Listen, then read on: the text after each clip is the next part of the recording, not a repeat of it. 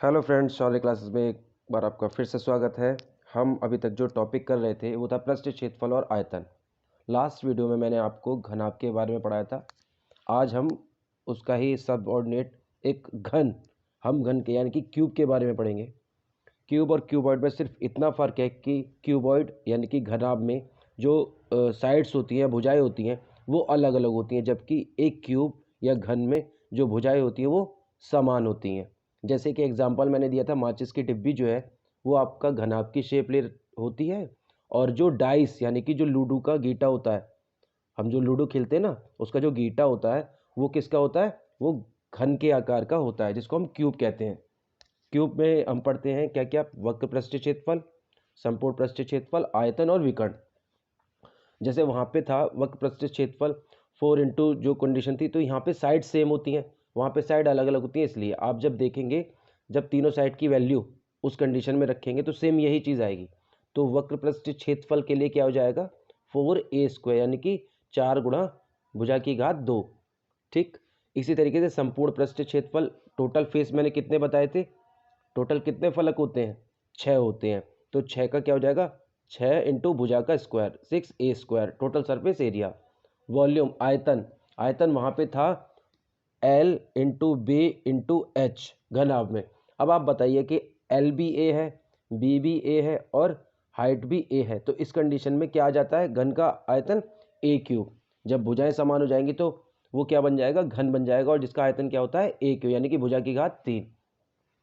घन का विकर्ण कितना होता है? घन का विकर्ण होता है √3a। तो यानी कि डायगोनल जो होगा, diagonal of cube is √3a।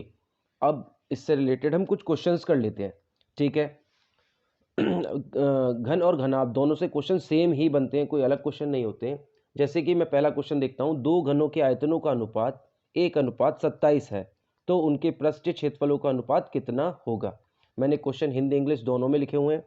English में क्वेश्चन होता है, to cubes have their volumes in the ratio 1:27, find the ratio of their surface areas. अगर मैं सिर्फ एक डायग्राम बनाने की कोशिश करूं जिसमें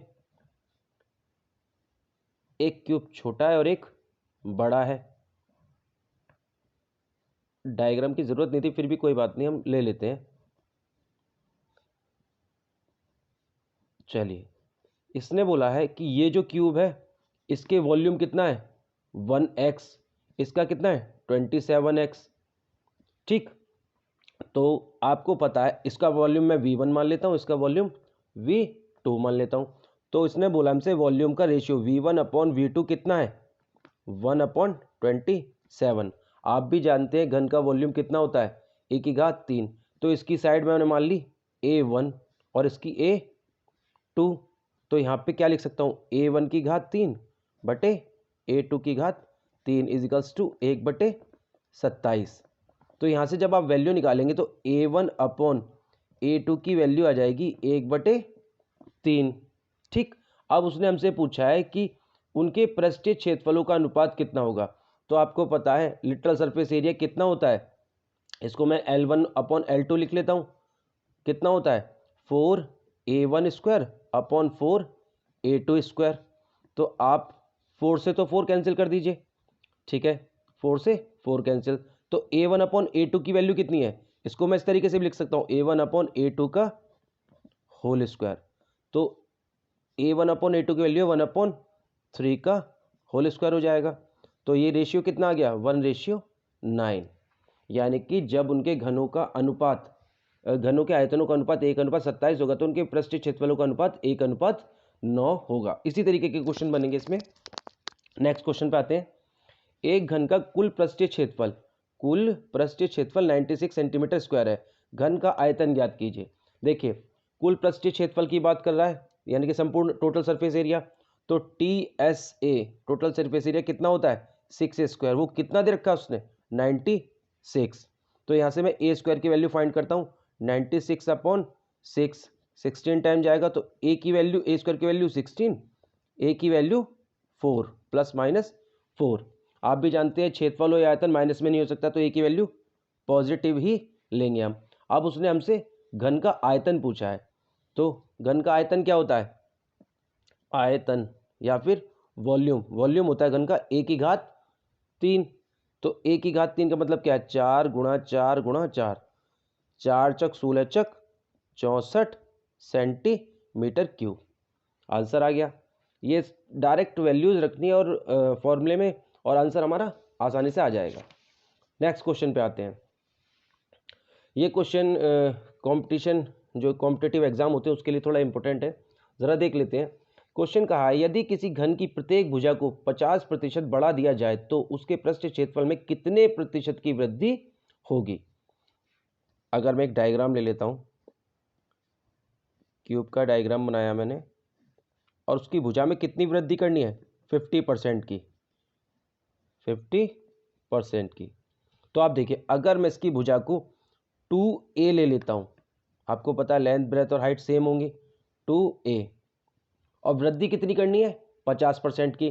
तो 2 का 50% कितना होता है, 1, यानी कि वृद्धि करके कितना आ जाएगा, 3a। तो पहले मैं इसका वॉल्यूम निकालता हूँ। तो ये आपका कोई डायग्राम बने तो V1 वॉल्यूम कितना हो जाएगा, नहीं इसने हमसे पृष्ठ क्षेत्रफल की बात करी है, तो पृष्ठ क्षेत्रफल L1 ले लेते हैं, L1। तो L1 कितना निकलेगा, 4a²। तो 4a की वैल्यू कितनी है, यानी भुजा कितनी है, 2a²। इसको ऐसे भी लिख सकते हैं, 2 4 गुणा भुजा की घात 2। तो भुजा इसकी 2 है, 2a²। तो ये आ जाएगा 4 इंटू 2 2 जा 4a², यानी कि 16a²। अब हुआ क्या, इसी घन या क्यूब की साइड को उसने इंक्रीज कर दिया। इंक्रीज कितना कर दिया, 50%। 50% के बाद इसकी भुजा कितनी हो जाएगी, 50% के बाद इसकी भुजा हो जाएगी 3a। आप भी जानिए 2 रुपये का 50% कितना होगा, 1 रुपये। तो उसकी भुजा अब कितनी हो गई, 3a। 3a की कंडीशन में ज़रा देख लेते हैं, इसका मैं मान लेता हूँ लिटरल सरफेस एरिया a2। तो L2 की वैल्यू कितनी हो जाएगी, 4 गुणा भुजा की घात 2। अब 4 गुणा, अब भुजा कितनी हो गई है, अब भुजा हो गई 3a। इसका स्क्वायर करेंगे तो यहाँ पे आ जाएगा 4 इंटू 9a², यानी कि 36a²। अब आप देखिए, उसने बोला कितने प्रतिशत, प्रतिशत में पूछा है कितने प्रतिशत की वृद्धि हुई। अगर मैं सिर्फ वृद्धि की बात करूं या इंक्रीमेंट की बात करूं कि कितना इंक्रीज हुआ है, तो 36a² हो गया, पहले कितना था, 16a²। तो कितना जाएगा, 20a²। ये तो उसके कुल आयतन में वृद्धि हुई। अब कितना प्रतिशत है तो देख लेते हैं। तो टोटल इंक्रीज कितना हुआ है, परसेंटेज इंक्रीज, परसेंटेज इंक्रीज, प्रतिशत वृद्धि, प्रतिशत वृद्धि कितनी है, 20a²। जब भी हम कंपैरिजन करते हैं परसेंटेज का तो पहले वाले से करते हैं। तो 16a² इंटू 100 प्रतिशत में बदलने के लिए, a² से a² कैंसिल हो गया, 4 से 4 5 जा 4 4 जा 16, 4 5 जा 20, 4 से डिवाइड करेंगे 25 जाएगा। तो आपका 25 इंटू 5 125%, यानी कि उसके पृष्ठीय क्षेत्रफल में कितने प्रतिशत की वृद्धि हो गई, 125% की। अब कंपटीशन में हम इस तरीके से तो करेंगे नहीं, हमारा टाइम बहुत ज़्यादा वेस्ट होगा। तो इसकी शॉर्ट ट्रिक है, शॉर्ट ट्रिक में हमें कुछ नहीं करना पड़ता, जो गिवन परसेंटेज होती है उसको ही लिखते हैं। आप समझिए, जब क्षेत्रफल निकलता है तो यहाँ पे पावर 2 है, तो पावर 2 वाली कंडीशन में ही, वॉल्यूम की बात नहीं कर रहा हूँ मैं, पावर 2 वाली कंडीशन में ही, तो आप क्या करेंगे, परसेंटेज को लिखेंगे। आपको लिखना है 50 प्लस 50 प्लस 50 इंटू 50 अपॉन 100। तो जब यहाँ से आप देखेंगे 0 से 0 कैंसिल, 0 से 0 कैंसिल, तो आपका आ जाएगा 50 प्लस 50 प्लस 5 5 जा 25। तो ओवरऑल आंसर आ जाएगा 125%।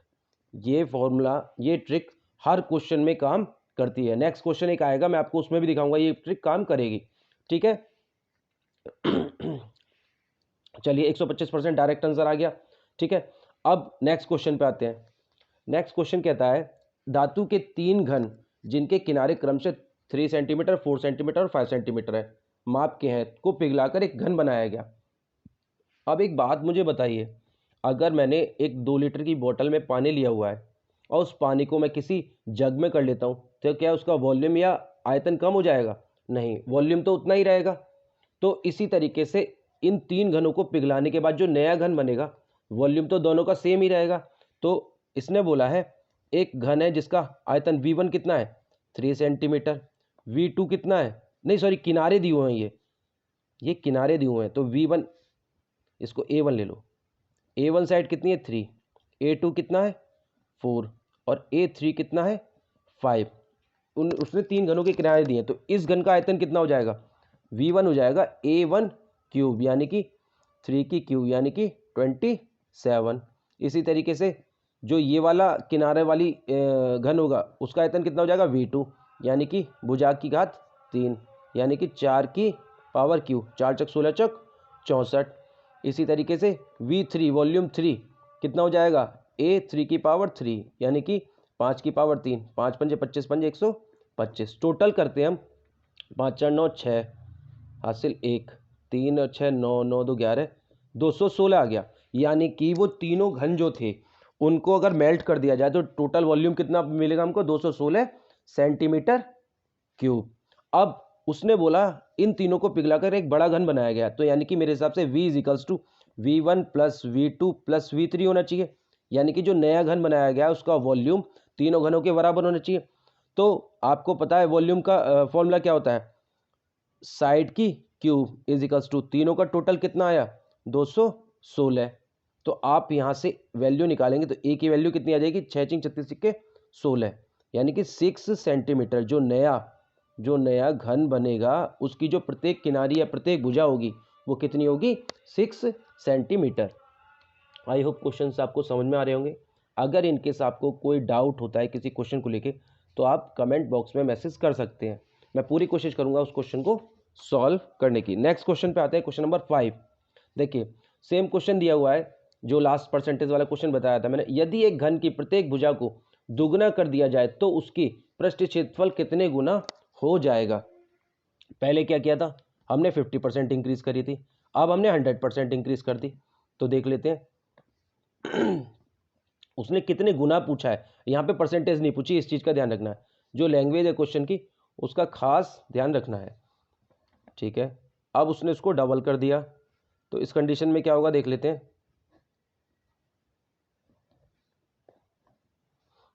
ये मैं डायग्राम बना लेता हूँ ताकि थोड़ा सा समझने में आसानी हो जाती है। सपोज यदि एक घन की प्रत्येक भुजा को दुगना कर दिया जाए तो इसकी भुजा तो थी x, ठीक है, और ये x, और इसकी कितनी हो जाएगी 2x और 2x, ठीक है ना। इसने अब डबल कर दिया तो देख लेते हैं। तो उसके पृष्ठ क्षेत्रफल की बात कर रहा है सेम, इसका लिटरल सरफेस एरिया L1, इसका L2।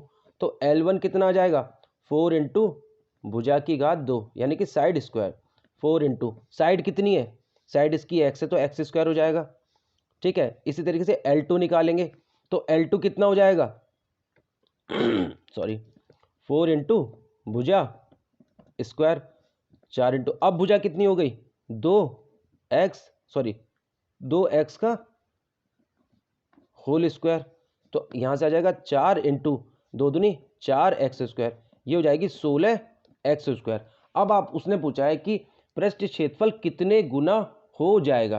तो आप देखिए पहले था, अगर मैं L1/L2 का अनुपात निकाल लूँ 4x² था पहले और अब कितना है 16x², तो यानी कि x² से x² कैंसिल, 4 से 4 1 और 4 4 16। तो आप देखिए 1:4, यानी कि अगर वो पहले 1 था तो अब 4, यानी कि कितने गुना हो गया 4 गुना बढ़ जाएगा, ठीक है। अब इस क्वेश्चन को अगर परसेंटेज से करने की कोशिश करते हैं तो सिंपल है, मैंने वहाँ 50% लिया था आपके सामने, अब यहाँ पे 100% लेता हूँ तो 100 + 100 + 100 × 100/100, 100 से 100 कैंसिल आ गया तो कितना हो गया 300। अगर प्रश्न ये कहता है कि कितने प्रतिशत होगा तो आप 300% बोल सकते हैं, लेकिन उसने बोला कितने गुना, तो पहले तो वो खुद ही कितना था 100 तो था ही, 100 में 300 और जुड़ गया, 300 100 में कितना हो जाएगा 400, यानी कि 100 + 300 यानी कि 400, यानी कि अब वो कितना हो गया 4 गुना। इस तरीके से भी आप निकाल सकते हैं, ठीक है। अब मैंने एक क्वेश्चन इसके साथ ही दिया है, how many times will its volume increase, यानी कि अभी तक तो पृष्ठ क्षेत्रफल की बात कर रहे थे, अब आपको ये क्वेश्चन कमेंट बॉक्स में सॉल्व करके बताना है कि उसके वॉल्यूम में कितने गुना इंक्रीज होगा, उसका वॉल्यूम कितने गुना इंक्रीज हो जाएगा यदि उसकी भुजा को दुगना कर दिया जाए, ठीक है। नेक्स्ट क्वेश्चन पे आते हैं। नेक्स्ट एंड लास्ट क्वेश्चन है ये, यदि एक घन का विकर्ण √12 सेंटीमीटर है तो उसका आयतन क्या होगा। आप लोग शायद फॉर्मूला भूल गए होंगे। घन के विकर्ण का फॉर्मूला था √3a। तो उस ये क्वेश्चन डायरेक्ट होते हैं, इसमें कोई कुछ एक्स्ट्रा नहीं है, सिर्फ फॉर्मूला लगाना है और आंसर आ जाएगा। तो सॉल्यूशन देखते हैं। सॉल्यूशन में बोला है घन का विकर्ण, तो आपको पता है डायगोनल क्या होता है, अभी मैंने बताया √3a। तो डायगोनल की वैल्यू हमको दे रखी है, तो √3a इज इक्वल्स टू √12। तो a इज इक्वल्स टू √12 को डिवाइड करेंगे कितना जाएगा, √3। आप चाहो तो इसको 12 को एक तरीके से और लिख सकते हो कंफ्यूजन के लिए, इसको लिख सकते हैं अंडर रूट में 12 को लिख सकते हो आप √2 × 2 × 3, 2 2 से 4 3 12, और जब अंडर रूट में होता है तो 2√3। तो यहाँ पे क्या लिख सकते हो 12 को 2√3, और ये वाला √3 नीचे आ जाएगा। तो यहाँ से इसको कैंसिल किया तो a की वैल्यू कितनी आ गई, 2 आ गई। उसने हमसे आयतन पूछा, जब हमारे पास भुजा आ गई तो आयतन तो बहुत आसान है निकालना। आयतन क्या होता है, आयतन होता है भुजा की घात 3 यानी कि साइड क्यूब। तो 2 × 2 × 2 यानी कि कितना आंसर आ जाएगा, 8 centimetre cube. I hope questions आपको समझ में आए होंगे। अगर इसी तरीके से अच्छे अच्छे क्वेश्चंस के लिए चैनल को लाइक करें और सब्सक्राइब करें। Thank you.